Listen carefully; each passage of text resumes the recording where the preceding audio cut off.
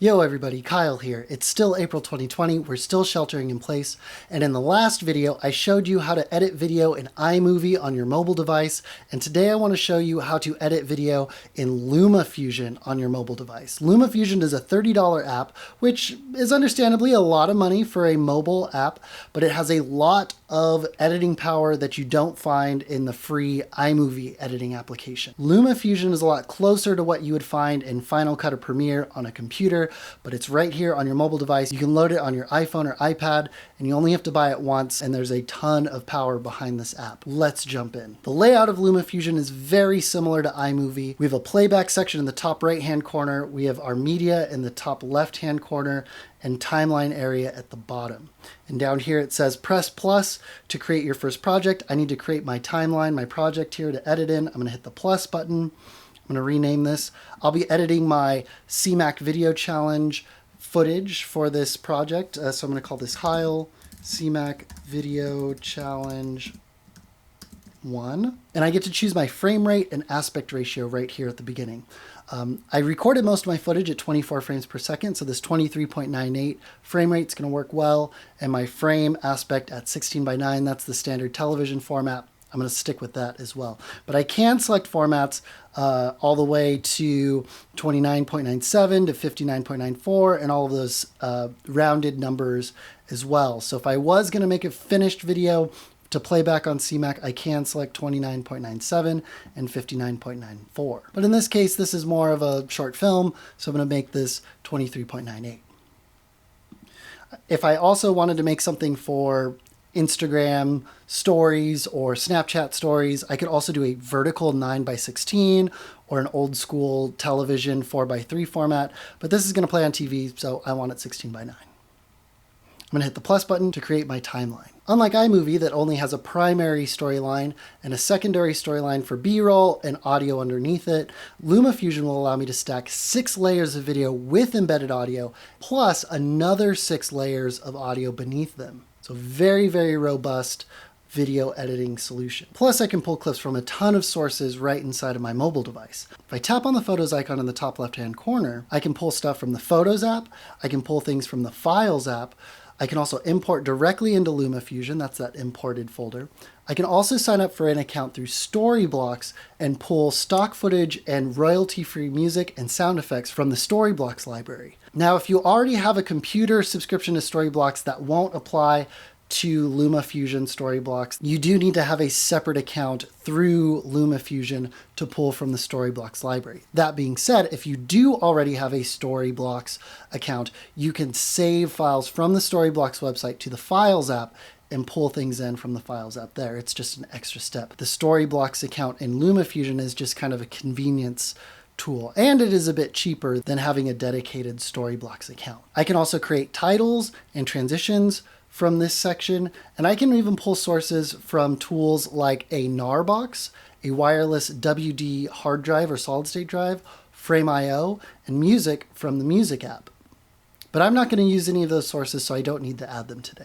All of my clips are in the Photos app, so I'm going to start there. All right, I'm going to tap on my first clip in the media area, and I can tap on the play button underneath the video to watch it before deciding whether or not it's something I want to add to the timeline. Now I have a keyboard connected to my iPad right now. I can also hit spacebar to start playback. All right, this is the clip I want to use, and I can trim before I put it in the timeline, or I can trim once it's already in the timeline.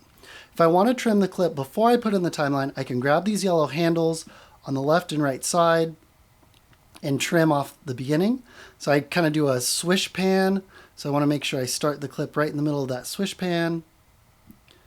And then I also do the same thing at the end of the video. So I can grab the yellow ending piece and make sure that this clip ends in the swish pan here. I can also go forward and back a frame by swiping inside of the video clip, or with the keyboard connected, use the left and right arrows. So I get right in the middle of that swish, and then I can mark my out point with the right bracket down by the play button. And then all I have to do is tap and drag the clip into my timeline. So there's my clip. And just like iMovie, I can do a pinch to zoom out, or the opposite of a pinch to zoom in. But in this case, I want to zoom out because that's a a 1.5 minute long clip. And I kind of just want to see the whole thing. And also like iMovie, I can swipe side to side to fast forward and rewind, and the playback bar is always going to stay right in the middle of the screen. I can also scrub the timeline by grabbing the playback bar underneath the playback window, and that will scrub forward and back in time. And this will always be the full timeline, not just the one clip you're looking at in the timeline. I have some B-roll to put over this clip. I talk about eating some breakfast. Let me grab my clip, some B-roll of a bagel. Now I'm going to trim this clip in the timeline. So I'm going to stack this clip on top of my main video here. This is my B-roll. So I've got the clip in the timeline stacked above the primary clip. I can tap on it and I can drag the very beginning or the very end of it to trim the clip, or like in iMovie, I can tap on the clip and I can tap on the scissors icon to split the clip at the playhead, tap on the part of the clip I don't want, and hit the trash can icon to remove it from the timeline. This is still non-destructive editing, so if I delete something from the timeline, it does not delete it from the media window nor the Photos app. You tap on the clip, tap on the scissors to split the clip, and tap on the trash can to take it out of the timeline. Unlike iMovie, when I stack this clip on top of my primary clip, the new B-roll clip still has its full volume, so I need to turn down the clip. Also, I recorded this clip at 60 frames per second, so I could slow it down. I can make these adjustments by double tapping on the clip in the timeline. First, I can adjust the volume and just grab this volume slider on the right here and turn it all the way down. And I can adjust the speed by tapping on this little speedometer icon and then grabbing its slider and pulling it to this line. Now the line here will tell me where I get 1-to-1 frames. So I recorded at 60 frames per second. Now I'm playing back at 24 frames per second. If I move that dot to that line, and I won't be like doubling frames or have extra frames, this will be exactly a 40% slowdown and be giving me 1-to-1 frames from the original clip that got recorded into this timeline that has fewer frames per second. I can hit the back button to go back into my timeline, and now this clip has no audio and it plays back in slow motion. All right, I talk about the video chat. I have B-roll for that. Tap on this clip. I'm going to trim it before I put it in the timeline. Grab the yellow bracket here, fast forward to where Caesar's talking, and I can fast forward a little bit further, hit the right bracket, or I can grab the yellow bracket and pull it over. And I only need about 12 seconds, so that's good. And now I can drag the clip down into the timeline. Again, this clip has audio in it. It did not turn the audio down on its own, so I need to adjust it. I can double tap on the clip, or I can also tap on this little pencil icon to adjust the changes. I don't need to change the frame rate. I need to change the audio, so I'm going to tap on the little speaker icon and turn its volume down. Go back to the main timeline, and now I have the video with the B-roll. I mentioned I want to go on a bike ride. That's my next segment. So I have the clip where I set up my bike. Let me go to that clip of me in the garage. My bike's on the ceiling, and I'm going to jump ahead just a little bit right before I enter the frame, mark my beginning bracket,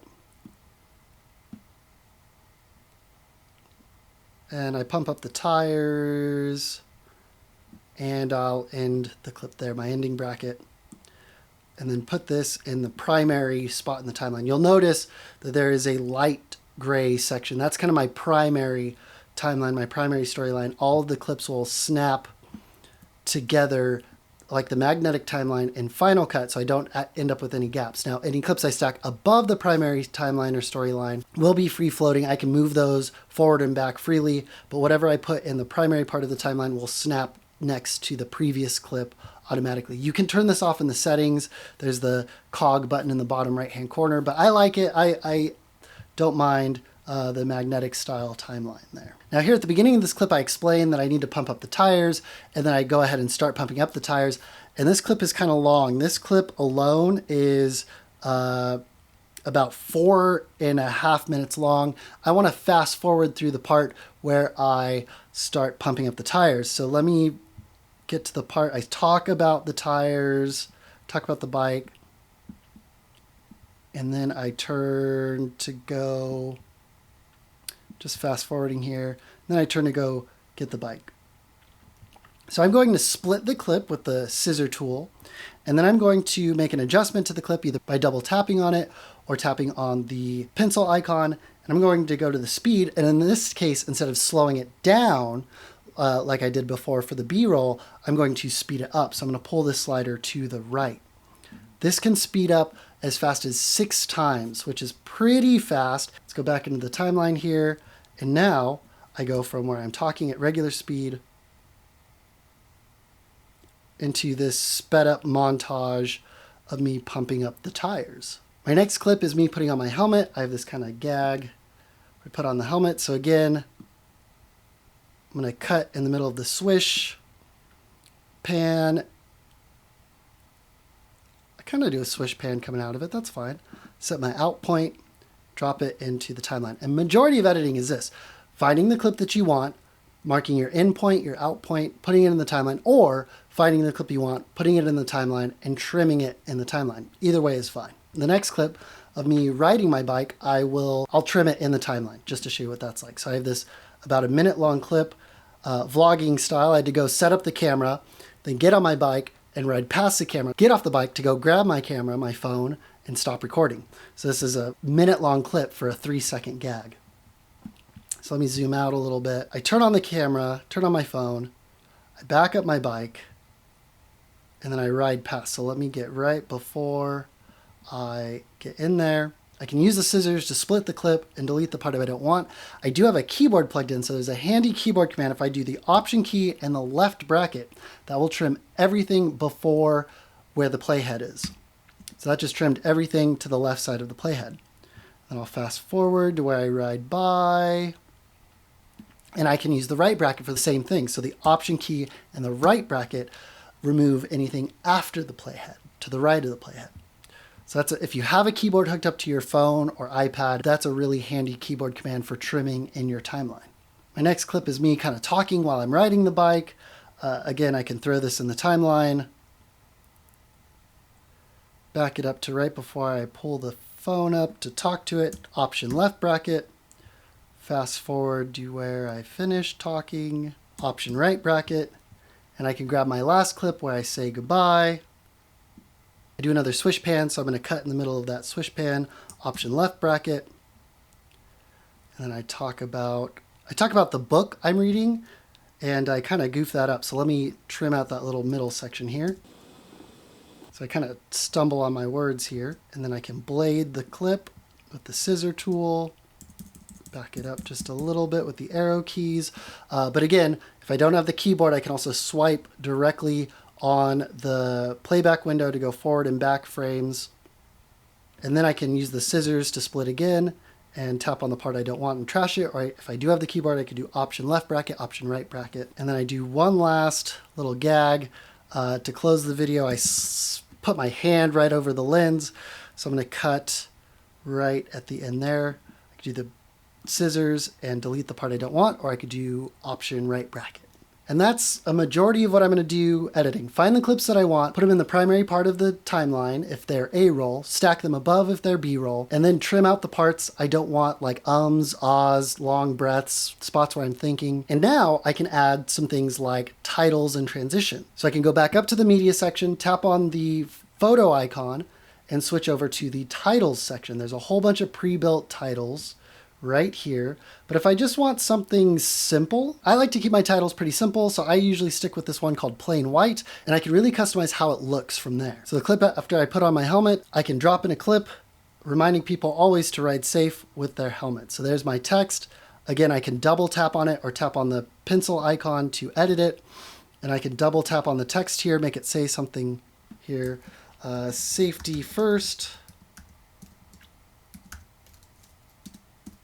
Always wear a helmet.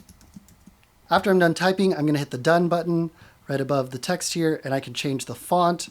Tap on where it says Arial here. There's all kinds of fonts built into the app. I'm simple. I love a good old Helvetica. I'm going to go with that. And if I wanted it to be bold or something, I could go down to the font and hit the arrow at the end of the font and select bold. I can change the size of the text. I can change the color under face color. If I tap on this white circle here, I can pick a whole new color. There's some basic colors here. I can also add a drop shadow to kind of help the text pop off the screen a little bit. So if I turn up the distance for the drop shadow, it just helps kind of create a little bit of a 3D effect and make the text kind of pop off the screen. especially in these areas where the colors kind of line up and it kind of bleeds in with the background. Go back to my timeline, and there it is. There's my text. And unlike iMovie, I can have my text kind of stand alone in the video here. So if I wanted to put some text before the video, I can grab, I like the plain white text here. I can drop this in and have it happen by itself before the video. I believe I recorded this on March 30th, 2020. If I wanted to put the date in here, I do have to hit done when I'm done typing. I can change my font here again. There we go. Now I have a nice little solid opening card for my video. If you want to add music to your video, it's very easy. You can pull music from the music app, but be careful not to use copywritten music. You can also pull music from royalty-free sites and add it to the Files app and pull from the Files app. And although the Storyblocks option here in LumaFusion requires a subscription for most of the music, there is some free music in the Storyblocks section here, which is great. So I'm going to take a little bit of this Live the Moment song and stick it at the very beginning and during some of the parts of the video that don't have dialogue. So right at the beginning, I have 5 seconds of text. So I'm going to take my ending point here and grab about 6 or 7 seconds so I can make the audio fade out after that section. So I'm going to pull this 6, almost 7-second clip and put it underneath my video.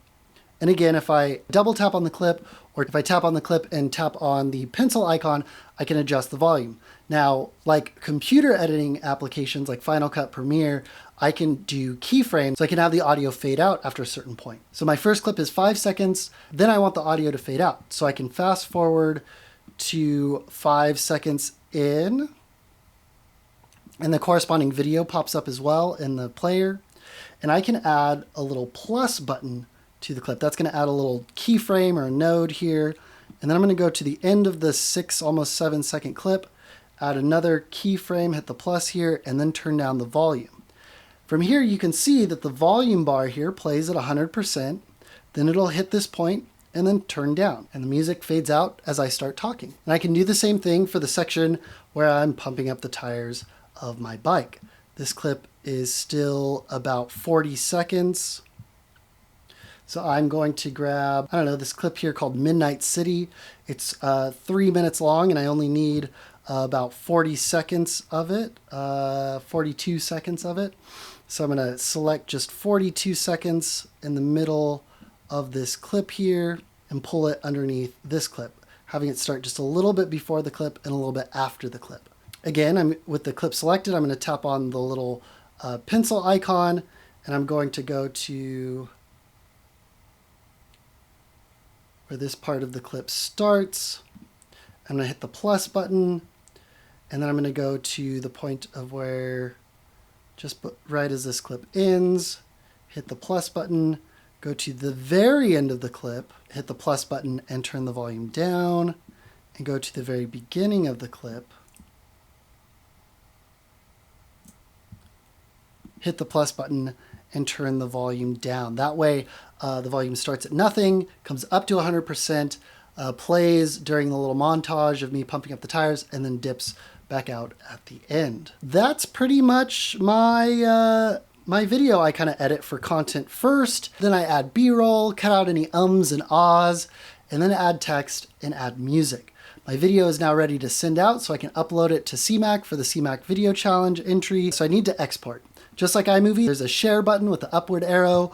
I'm going to tap on that, and I'm just going to make a movie file. And then I can send it directly to YouTube or Vimeo, but I just want to send it back to the Photos app so I can upload it to the CMAC website, and I can upload it to YouTube, and I can upload it to Vimeo or Facebook or Instagram, wherever I want it to go. This way, LumaFusion only processes the video once, and then I can send it wherever I want it to go from the Photos app. So I'll tap on Photos, and I've got a ton of control of how I can process this video. So my resolution, I did record this in 4K Ultra HD, and because Natalie is going to re-edit this for the CMAC Video Challenge recap video. I feel comfortable leaving this at 4K, and because other services like YouTube and Vimeo and Facebook can accept 4K video, I can leave this at 4K. But if I am going to submit a video to playback on CMAC, the maximum resolution I can send in is 1080p. So if this was a finished video that I just wanted to play on CMAC, I probably would select 1080p. But because this is going to get re-edited and maybe uploaded to other services that do accept 4K, I'll leave this at 4K. Now the video quality, here's where I typically turn things down a little bit. Standard 50 megabits per second, that's going to result in a very big file. For CMAC standards and for YouTube standards, this web setting at 12 megabits per second is more in line with the file size that CMAC and these other services accept, and it's going to make it a smaller file and make it quicker for upload. So I'll usually select web here. For audio quality, I do like to bump this up to 48 kilohertz. That's because broadcast television is typically at 48 kilohertz. And music is typically at 44.1 kilohertz. So I do want that higher quality, especially if this is going to go to broadcast. Video codec has H.264 and H.265, but playing back on CMAC only accepts H.264, so I'm going to leave it at that. Plus, it's a little bit easier of a codec to be re-edited, and Natalie's going to re-edit this into her recap video. I can select .mp4 or .mov for the file format wrapper. It really doesn't matter. What does matter is the video codec, H.264 versus H.265. .mp4 and .mov are just wrappers, but the bigger thing is if the file is H.264, H.265, or some other codec, and the .mp4 and the .mov don't really matter as much. All right, with my video settings set, I can hit the up arrow again, the share button, and it'll start to process the video. It'll take about as long to process the video as it does to watch the video. My video is about 3 minutes and 48 seconds. That's about as long as it's going to take to process it. A few moments later. All right, my video just finished processing. It's now in the Photos app. I can now send it off to YouTube, Facebook, Vimeo, Instagram, and of course, CMAC for playback on the CMAC channel or an entry to the CMAC Video Challenge. So that's it. That's a quick introduction to LumaFusion on iPad and iOS devices. Feel free to leave a comment and definitely subscribe to the CMAC YouTube channel. We'll keep making tutorials about how to make videos at home while we shelter in place and try to flatten the curve. Stay safe, wash your hands. That's it for me. I'll see you next time.